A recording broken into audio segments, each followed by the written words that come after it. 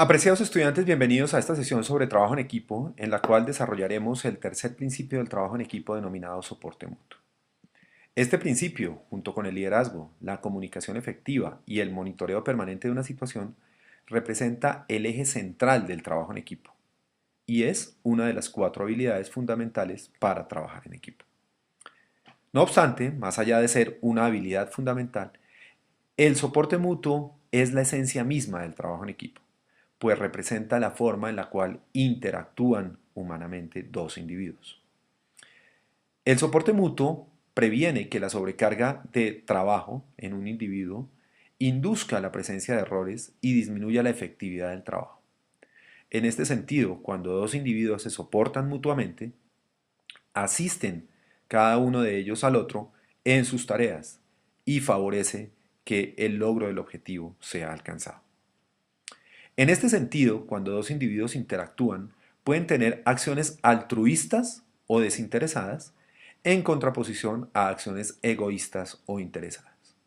Las primeras representan el eje fundamental de la cooperación humana e implican de por sí mismas que exista reciprocidad entre cada uno de los miembros del equipo. La reciprocidad en las acciones no es otra cosa diferente al intercambio de recursos, habilidades y servicios entre cada uno de ellos. Esto es el verdadero trabajo en equipo.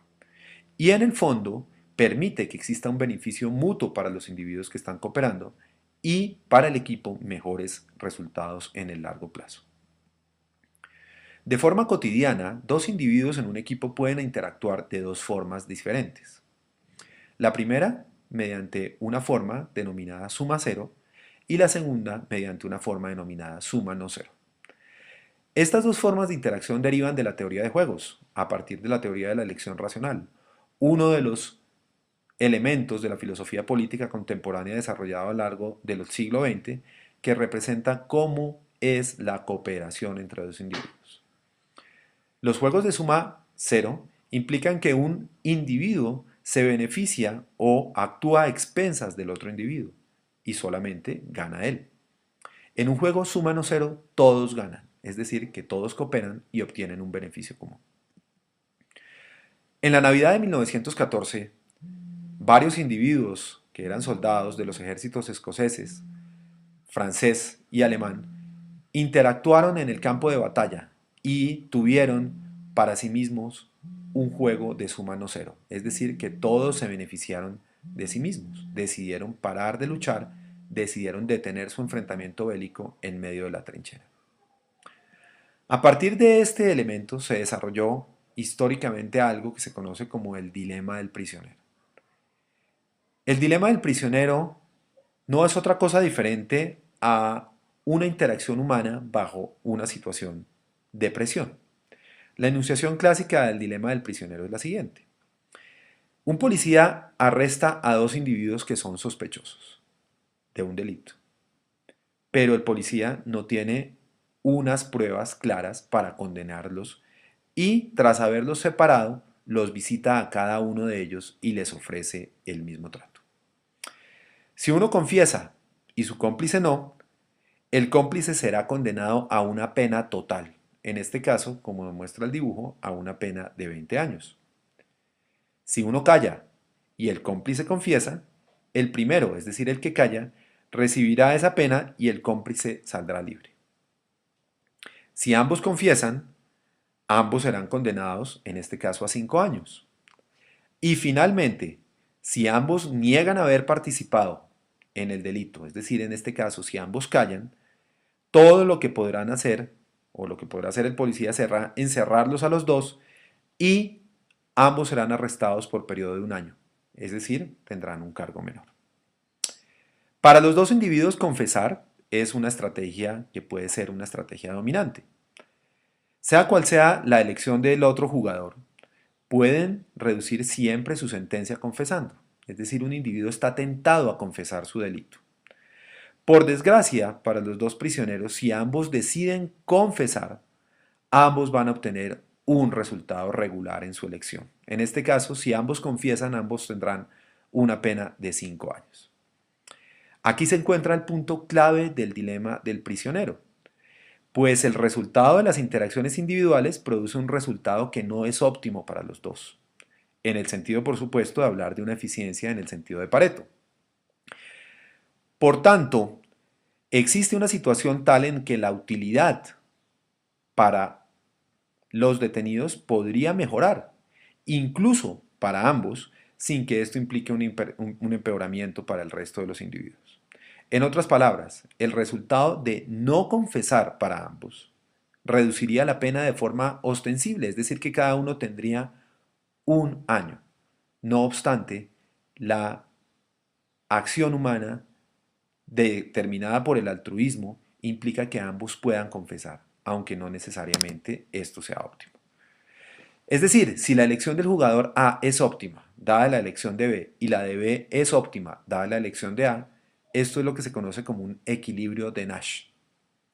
El equilibrio de Nash fue descrito por John Nash, un premio Nobel de Economía en el siglo XX. Y este equilibrio implica que un par de expectativas sobre la elección de cada persona, cuando la otra revela su elección, es óptima, dado que ninguno de los dos quiere cambiar su conducta. Otro de los elementos fundamentales dentro de la interacción humana es la retroalimentación o el feedback que se le provee a los individuos. Dos individuos que interactúan mutuamente deben proveerse retroalimentación mutua, feedback. La retroalimentación puede ser formal o informal, puede ser evaluativa contra estándares o puede ser constructiva por cada uno de los miembros. Cuando se retroalimenta a un individuo sobre sus acciones, esta retroalimentación debe ser a tiempo, directa, específica, debe ir en función del comportamiento ejercido por los individuos y debe ser considerada. La consideración es fundamental, pues es una consideración de tipo respetuoso y es una consideración que tiene un sentido positivo. Por lo tanto, una acción correctiva debe ser firme, respetuosa, debe obtener atención por parte del individuo quien la cometió, expresa preocupación, se focaliza en problemas específicos y propone soluciones. Otro de los aspectos fundamentales dentro de la interacción mutua de dos individuos es el conflicto. Según el diccionario de la Real Academia Española de la Lengua, un conflicto es un problema, una cuestión o una materia de discusión. Puede tener una connotación positiva o una connotación negativa. Clásicamente lo hemos definido con un sentido negativo, es decir, que el conflicto es casi que un choque de trenes. No obstante, no todos los conflictos son malos, dado que los conflictos favorecen el enriquecimiento de la diferencia y a la vez que enriquece las diferencias, promueve o refuerza las similitudes entre los individuos. Y en este sentido genera cambios y transformación en los individuos y en las instituciones. El conflicto tiene raíces en diferencias, por supuesto, en la forma en la que los individuos tienen visiones de hacer las cosas, sobre quién las hace, por ejemplo, cómo las hace y quién debería hacerlas.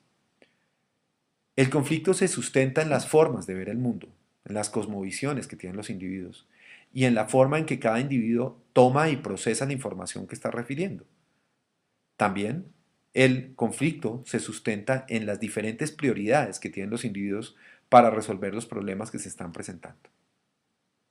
No obstante, aunque los conflictos no son malos, deben resolverse de una forma sana.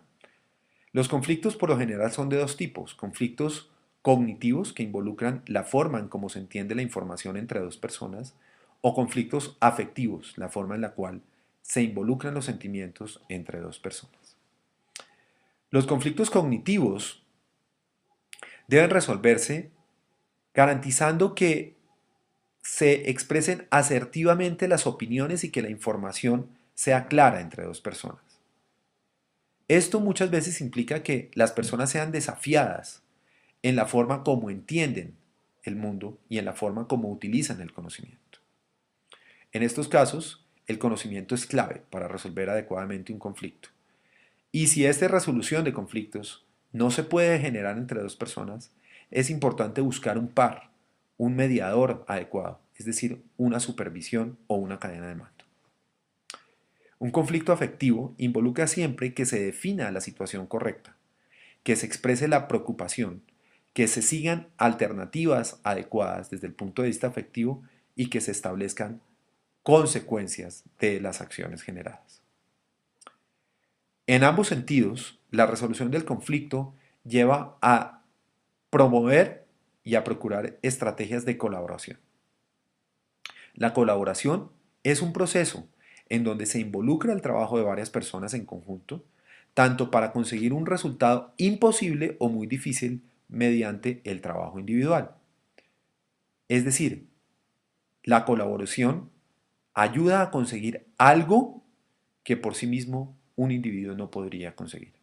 Es decir, es un juego de suma no cero. Todos los individuos ganan e implican compromiso. Mil gracias.